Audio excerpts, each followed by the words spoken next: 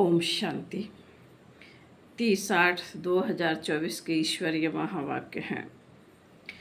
मीठे बच्चे, तुम्हें खुशी होनी चाहिए कि दुख हरने वाला बाबा हमें सुख धाम में ले जाने आया है।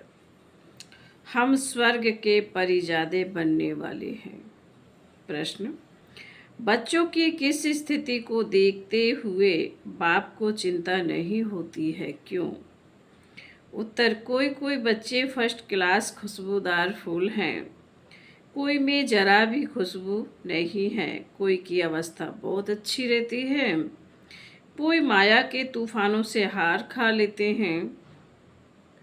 यह सब देखते हुए भी बाप को चिंता नहीं होती, क्योंकि बाप जानते हैं यह सत्युग की राजधानी स्थापन हो रही है। फिर भी बाप शिक्षा देते हैं, बच्चे जितना हो सके याद में रहो, माया के तूफान से डरो नहीं। ओम शांति। मीठे ते मीठा बेहद का बाप मीठे मीठे बच्चों को बैठ समझाते हैं। ये तो समझते हो ना, बहुत मीठा मीठा बाप है। फिर शिक्षा देने वाला टीचर भी बहुत मीठा मीठा है। यहाँ तुम जब बैठते हो तो यह याद होना चाहिए, बहुत मीठा मीठा बाबा है, उनसे स्वर्ग का वर्षा मिलना है। यहाँ तो वैश्यालय में बैठे हो, कितना मीठा बाप है। वह खुशी दिल में होनी चाहिए। बाप हमको आधा कल्प सुख धाम में ले जाने वाला है, दुख हरने वाला है। एक तो ऐसा बाप है, फिर बाबा टीचर भी बनते हैं, हमको सारे सृष्टि चक्र का राज समझाते हैं, जो और कोई नहीं समझा सकते। यह चक्र कैसे फिरता है, 84 जन्म कैसे पास होते हैं, यह सारा चपटी में समझाते हैं। फिर साथ में भी ले जाएंगे। यहाँ तो रहना नहीं है, सभी आत्माओं को साथ ले जाएंगे। बाकी थोड़ी रोज है, कहा जाता है बहुत गई थोड़ी रही। बाकी थोड़ा समय है, इसलिए जल्दी जल्दी मुझे याद करो, तो तुम्हारे जन्म जन्मांतर के पापों का बोझा जो जमा है वह खलास हो। भल माया की युद्ध चलती है, तुम मुझे याद करेंगे, वह याद करने से हट आएगी। यह भी बाबा बता देते हैं। इसलिए कभी विचार नहीं करना, कितने भी संकल्प विकल्प तूफान आए, सारी रात संकल्पों में नींद फिट जाए तो भी डरना नहीं है, बहादुर रहना है।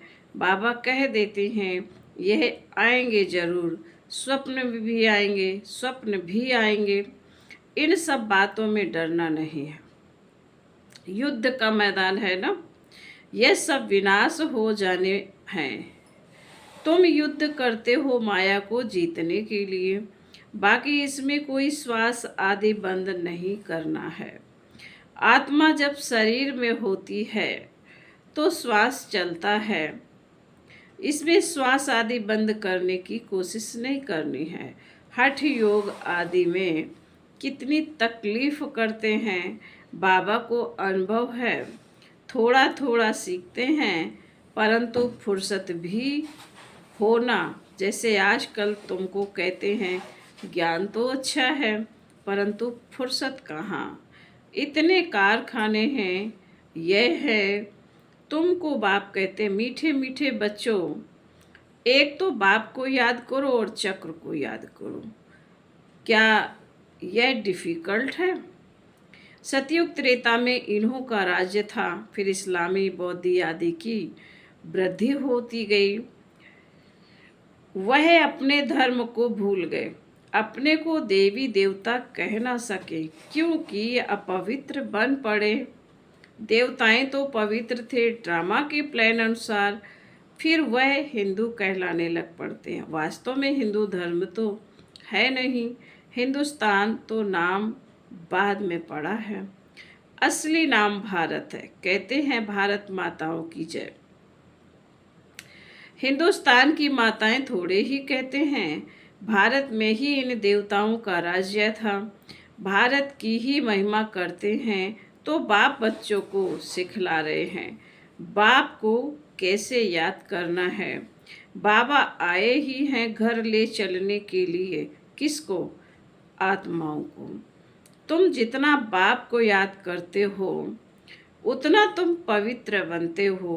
पवित्र बनते जाएंगे तो फिर सजा भी नहीं खाएंगे। अगर सजाएं खाई तो पद कम हो जाएगा।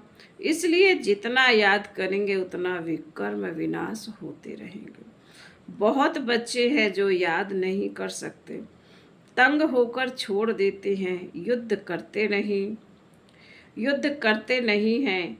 ऐसे भी हैं। समझा जाता है राजधानी स्थापन होनी है, नापास भी बहुत होंगे, गरीब प्रजा भी चाहिए ना। भल वहाँ दुख नहीं होता है, परंतु गरीब और साहूकार तो हर हालत में होंगे। यह है कलयुग। यहाँ साहूकार व गरीब दोनों दुख भोगते हैं, वहाँ दोनों सुखी रहते हैं, परंतु गरीब साहूकार की वासना तो रहेगी, दुख का नाम नहीं होगा। बाकी नंबरवार तो होते ही हैं। कोई रोग नहीं, आयु भी बड़ी होती है। इस दुख धाम को भूल जाते हैं।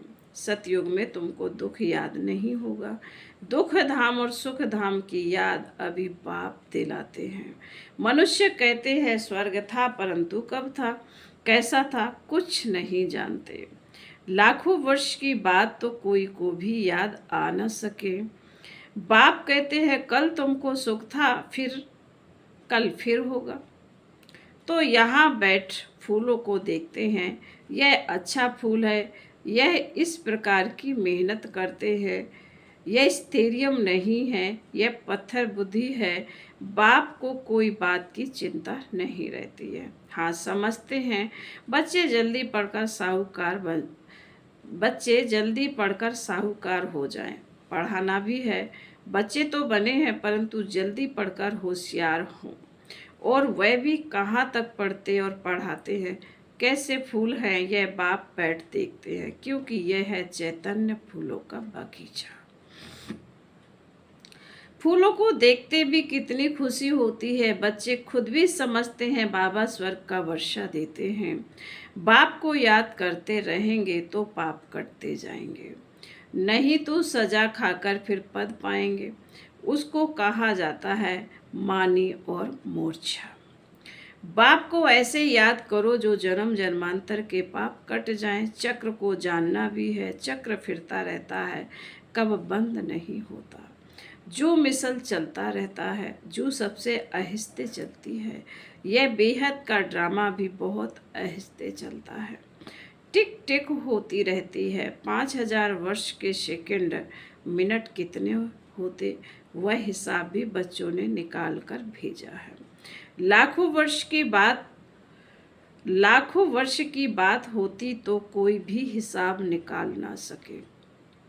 यहाँ बाप और बच्चे बैठे हैं, बाबा एक एक को बैठ देखते हैं। यह बाबा को कितना याद करते हैं, कितना ज्ञान उठाया है, औरों को कितना समझाते हैं। बहुत सहज है, सिर्फ बाप का परिचय दो। वैश तो बच्चों के पास है ही। बोलो यह है शिव बाबा। काशी में जाओ तो भी शिव बाबा कहे याद करते रड़ी मारते हैं। तुम हो सालिग्रामात्मा, बिल्कुल छोटी सितारा है, उसमें कितना पार्ट भरा हुआ है। आत्मा घटती बढ़ती नहीं, विनाश नहीं होती, आत्मा तो अविनाशी है। उसमें ड्रामा का पार्ट भरा हुआ है। हीरा सबसे मजबूत होता है, उस जैसा सख्त पत्थर कोई होता नहीं। जौहरी लोग जानते हैं। आत्मा का विचार करो, कितनी छोटी है, उनमें कितना पार्ट भरा हुआ है, जो कभी घिसता नहीं, दूसरी बात होती नहीं। इस दुनिया में कोई ऐसा मनुष्य नहीं जिसको हम बाप, टीचर, सतगुरु कहें। यह एक बेहद का बाप है, शिक्षक है, सबको शिक्षा देते हैं। मन मना भव। तुमको भी कहते हैं कि कोई धर्म वाले मिले, उनको कहो अल्लाह को याद करते हो ना। आत्माएं सब भाई भाई हैं। अब बाप शिक्षा देते हैं कि मामेकम याद करो तो विकर्म विनाश होंगे। बाप ही पतित पावन है, यह किसने कहा? आत्मा ने। मनुष्य भल गाते परंतु अर्थ नहीं समझते। बाप कहते हैं तुम सब सीताएं हो, मैं राम हूँ। सब भक्तों का सदगति दाता मैं हूँ। सबकी सदगति कर देते हैं, बाकी सब मुक्ति धाम में चले जाते हैं। सतयुग में दूसरा धर्म कोई होता नहीं, सिर्फ हम ही होते हैं, क्योंकि हम ही बाप से वर्षा लेते हैं। यहाँ तो देखो कितने ढेर के ढेर मंदिर हैं, कितनी बड़ी दुनिया है, क्या क्या चीज़ें हैं। वहाँ यह कुछ भी नहीं होगा, सिर्फ भारत ही होगा। यह रेल आदि भी नहीं होगी, यह सब खत्म हो जाएंगे। वहाँ रेल की दरकरार ही नहीं, छोटा शहर होगा। रेल तो चाहिए दूर दूर गांव में जाने के लिए। बाबा रिफ्रेश कर रहे हैं, भिन्न भिन्न पॉइंट समझाते रहते हैं बच्चों के लिए। यहाँ बैठे हो, बुद्धि में सारा ज्ञान है, जैसे परमपिता परमात्मा में सारा ज्ञान भरा हुआ है, जो तुमको समझाते रहते हैं। ऊंचते ऊंच शांति धाम में रहने वाला शांति का सागर बाप है। हम आत्माएं भी सब वहाँ स्वीट होम में रहने वाली हैं। शांति के लिए मनुष्य कितना माथा मारते हैं। साधु लोग भी कहते मन को शांति कैसे मिले, क्या क्या युक्ति रचते हैं। गाया जाता है आत्मा तो मन बुद्धि सहित है, उनका स्वधर्म है ही शांत। मुख ही नहीं, कर्मेंद्रियां ही नहीं, तो जरूर शांत ही होगी। हम आत्माओं का निवास स्थान स्वीट होम, जहाँ बिल्कुल शांति रहती है। फिर वहाँ से पहले हम आते हैं सुख धाम में। अभी तो इस दुख धाम से ट्रांसफर होते हैं सुख धाम में। बाप पावन बना रहे हैं। कितनी बड़ी दुनिया है, इतने जंगल आदि कुछ भी वहाँ नहीं होंगे, इतनी पहाड़ियाँ आदि कुछ भी नहीं होंगी। हमारी राजधानी होगी। जैसे स्वर्ग का छोटा सा मॉडल बनाते हैं, वैसे छोटा सा स्वर्ग होगा। क्या होना है? वंडर देखो, कितनी बड़ी सृष्टि है। यहाँ तो सब आपस में लड़ते रहते हैं। फिर इतनी सारी दुनिया खत्म हो जाएगी, बाकी हमारा राज्य रहेगा। इतना सब कुछ खत्म हो, यह सब कहाँ जाएंगे? समुद्र धरती आदि में चले जाएंगे। इनका नाम निशान भी नहीं रहेगा। समुद्र में जो चीज जाती है वह अंदर ही खत्म हो जाती है। सागर हप कर लेता है, तत्व तत्व में मिट्टी मिट्टी में मिल जाती है। फिर दुनिया ही सतो प्रधान होती है। उस समय कहा जाता है नई सतो प्रधान प्रकृति। तुम्हारी वहाँ नेचुरल ब्यूटी रहती है, लिपस्टिक आदि कुछ भी नहीं लगाते। तो तुम बच्चों को खुश होना चाहिए, तुम स्वर्ग के परिजादे बनते हो। ज्ञान स्नान नहीं करेंगे तो तुम देवता बनेंगे नहीं, और कोई उपाय है नहीं। बाप तो है सदा खूबसूरत, तुम आत्माएं सांवरी बन गई हो।